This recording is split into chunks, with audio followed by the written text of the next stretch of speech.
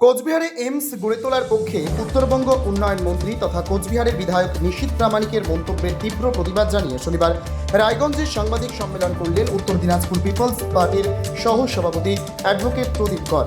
সাংবাদিক বৈঠকে অ্যাডভোকেট কর স্পষ্ট জানান, রায়গঞ্জবাসীর দীর্ঘদিনের দাবি রায়গঞ্জেই এইমস সহ উত্তর দিনাজপুর সহ আশপাশের মালদা, দক্ষিণ দিনাজপুর ও বিহারের সীমান্তবর্তী জেলার লক্ষ লক্ষ মানুষ উন্নত চিকিৎসা পরিষেবা থেকে বঞ্চিত। রায়গঞ্জ ভৌগোলিকভাবে উত্তরবঙ্গের কেন্দ্রস্থল, তাই এখানেই এইমস স্থাপন যুক্তিযুক্ত।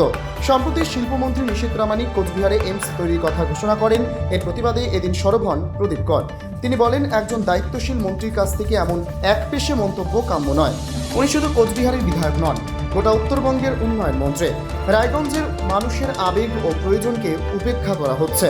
অ্যাডভোকেট কর আরও জানান, আমাদের দাবি একটাই, আমাদের রায়গঞ্জে এইমস চাই। দাবি আদায়ে আমরা গণ আন্দোলনের পথে হাঁটব। প্রয়োজনে বৃহত্তর আন্দোলন গড়ে তোলা হবে। রায়গঞ্জের মানুষ নিজেদের অধিকার ছিনিয়ে নিতে জানে।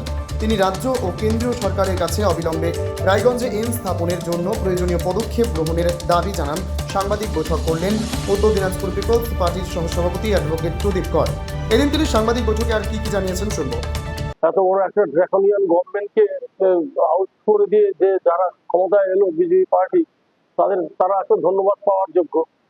সেই জন্য আমরা সর্বপ্রথমে আমরা আজকে এই সাংবাদিক সম্মেলনের প্রথমে আমি আমাদের নতুন মুখ্যমন্ত্রী শুভেন্দু অধিকারী মহাশয়কে ধন্যবাদ জানাই এবং বিজেপি পার্টিকেও আমরা ওয়েলকাম জানাই, যে তাদেরকে ধন্যবাদ জানাই এই জন্য যে এত বড় একটা ড্রাকনিয়ান গভর্নমেন্টকে উৎখাত করতে পারার জন্য।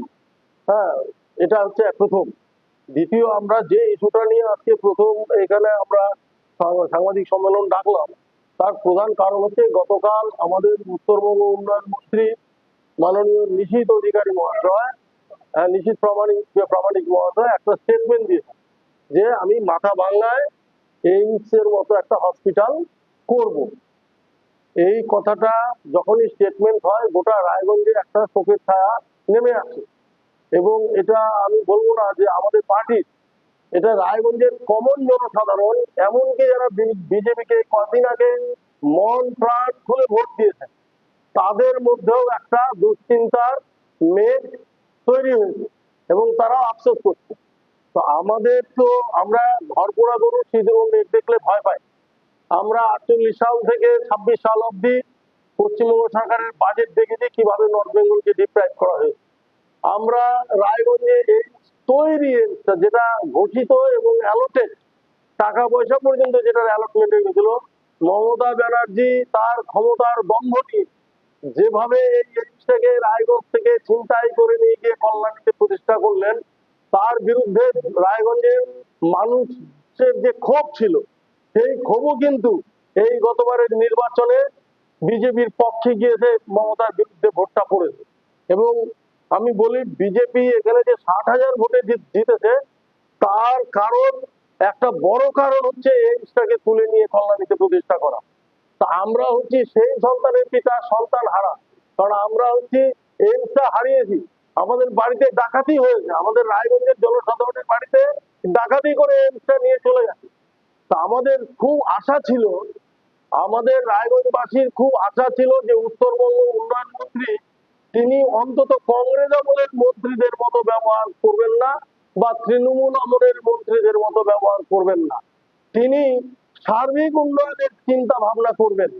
তো উনি এখন উত্তরবঙ্গের নতুন, ওই মালদায় ছিল কি, গনি খান চৌধুরী হতে চাইছেন। উনি উত্তরবঙ্গের নতুন গনি খান চৌধুরী হতে চাইছেন।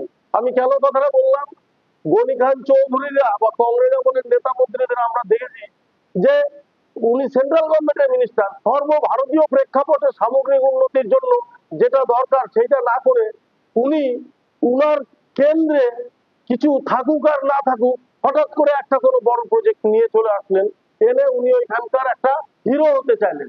এই যে সস্তায় হিরোইজম হওয়ার চিন্তা ভাবনা, এইটা আমরা আমাদের উত্তরবঙ্গ উন্নয়ন মন্ত্রীর কালকে স্টেটমেন্টে দেখতে পেলাম। সবে মাত্র গভর্নমেন্টে আসছে, অনেক আশা নিয়ে আমরা পশ্চিমবঙ্গের জনসাধারণ, উত্তরবঙ্গের জনসাধারণ ওয়েট করছি যে আমাদের এতদিনের অবিচার এইবার সুবিচার পাবো। তো আমাদের ঘরে ডাকাতি হলো, আমাদের এইটা তুলে নিয়ে চলে গেল।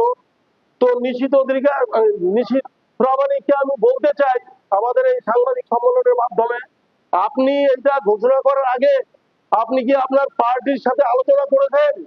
আপনি কি মুখ্যমন্ত্রীর সাথে আলোচনা করেছেন? আপনি কি আমাদের রায়গঞ্জের যে এমএলএ নির্বাচিত হয়েছেন বিজেপি পার্টির, তার সাথে আলোচনা করেছিলেন? আপনি কি রায়গঞ্জবাসীর মনোভাব জানতেন না জানতেন না? তো আমাদের ঘরে ডাকাতি হলো, পুলিশ বা জজের কাজ হচ্ছে যার ঘরে ডাকাতি হলো তার ডাকাতির মাল উদ্ধার করে তাকে ফিরিয়ে আনা। এইটা ভোটের আগে মুখ্যমন্ত্রী, প্রধানমন্ত্রী এবং অমিত শাহ এরা সবাই মিলে প্রতিশ্রুতি দিয়েছিল এবং আমাদের এমপি প্রতিশ্রুতি দিয়েছিল যে যদি আমরা ক্ষমতায় আছি তাহলে এইমসটা আমরা আবার রায়গঞ্জকে ফিরিয়ে দেব। আজকে কেন হঠাৎ করে এই উত্তরবঙ্গের এইমস, রায়গঞ্জের এইমসকে উত্তরবঙ্গের এইমস বলে ইসেতে নিয়ে যাওয়া হচ্ছে, কুচবিহারে নিয়ে যাওয়া হচ্ছে? কুচবিহারে আপনার প্রচুর ক্ষমতা, মাননীয় উত্তরবঙ্গের মন্ত্রী, আপনার প্রচুর ক্ষমতা, আপনি প্রচুর ভাবে হিরো হন, আমাদের কোনো আপত্তি নাই। আপনি 10টা এইমস করেন কুচবিহারে, আমাদের আপত্তি নাই। কিন্তু আপনি সবার আগে রায়গঞ্জের যে ডাকাতি হয় এইমসটা, সেইটা রায়গঞ্জে ফিরিয়ে দিন, নাহলে রায়গঞ্জবাসী আপনার অধ্যক্ষ স্বীকার করবে না। অধ্যক্ষ যারা করে তাদের জনগণ এবারে ভোটে অন্তত শিখিয়ে দিয়েছে যে কিভাবে ছুড়ে ফেলতে হয়। আমরা কোনো অধ্যক্ষ মানি না। আপনি আমাদের সেবায়, আপনি গোটা উত্তরবঙ্গের উন্নয়ন, উত্তরবঙ্গের কোথায় কোথায় কারা কিভাবে মমতার আমলে ডিপ্লয় হয়েছে সেটাকে আপনি দেখুন, সেটা ট্রিটমেন্ট করুন। আর আপনি যদি মনে করেন যে আপনি ক্ষমতার দম্ভে আপনি যা খুশি তাই করবেন, আপনি করতে পারেন, আমরা কিন্তু ভুলবো না। আমি নর্থ বেঙ্গল পিপুলস পার্টির কেন্দ্রীয় কমিটির সহসভাপতি। রায়গঞ্জ থেকে বিশেষ প্রতিনিধি রিপোর্ট, টাইমস 14 বাংলা।